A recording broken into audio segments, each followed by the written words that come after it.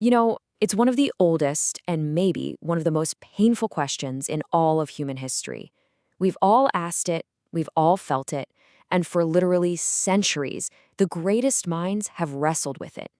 Right? Why does a kind person face some awful tragedy? Why does the world sometimes feel so completely unfair? This question, it really hits at the very core of our search for meaning and for justice. So, okay, let's dive into this and explore some of the major ways people have tried to make sense of it all. There's actually a formal term for this struggle, theodicy. And it's this whole field of thought that's dedicated to tackling this exact problem. Now, it's not about finding one simple answer, because there probably isn't one. It's more about exploring the different frameworks that help us grapple with a really, really complex reality. So, we'll start with a set of ideas that all kind of operate on one big assumption, that suffering isn't just random, that it's somehow part of a larger divine plan, even if we can't possibly see the whole picture.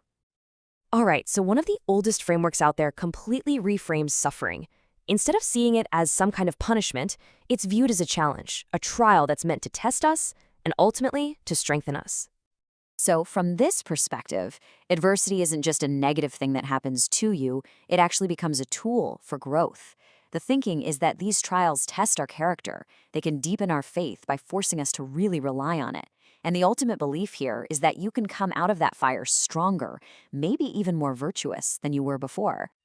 Okay, another framework zooms out way out. It suggests that our own personal suffering might just be one small, necessary piece of a much bigger, cosmic puzzle. The key idea here is humility. It argues that from our very limited human point of view, an event might look totally senseless and cruel.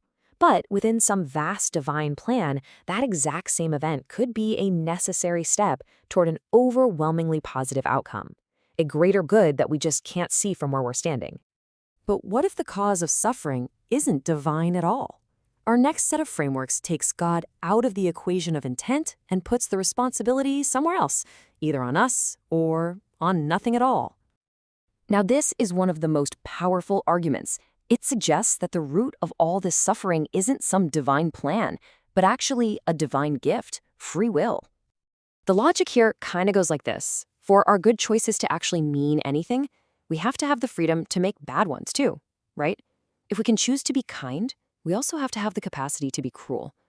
So, in this view, the pain people inflict on each other isn't an indictment of a divine plan.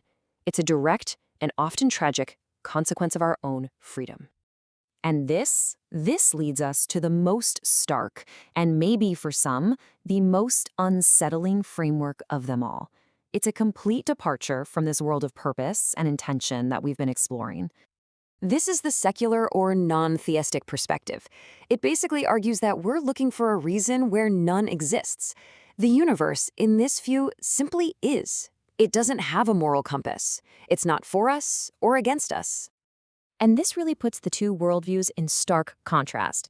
On one side, you have a universe with hidden rules, with purpose, with some kind of justice. And on the other, a universe governed by chaos and the cold, hard laws of physics. In a random universe, bad things happen to good people for the same reason they happen to anyone else. It's just a matter of chance, of circumstance, of cosmic indifference. So we've looked at divine plans and we've looked at random chance, but there's a final, really powerful framework that shifts the focus entirely, away from the cause of suffering and toward our response to it. This approach doesn't even try to explain why something bad happened. Instead, it asks a different question. Now that it has happened, what can we make of it? What meaning can we create from it? Now, let's be really clear. This view does not say suffering is good. Of course not. The pain is real, but it suggests that suffering doesn't have to be the end of the story. Through pain, we can develop this profound empathy for other people who are hurting. We can discover a resilience in ourselves we never even knew we had, and sometimes that experience can forge a whole new sense of purpose in our lives.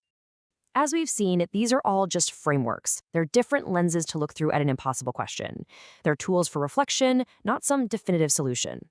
The path to making sense of suffering is so deeply personal, and what resonates with one person might not make any sense to another. So the final question isn't what the right answer is, but what it is for you. Is suffering a test? Is it a consequence of our choices? Is it just simple, random chance? Or is it an opportunity to create meaning where there wasn't any before? The search for that answer, well, that's part of the human journey itself.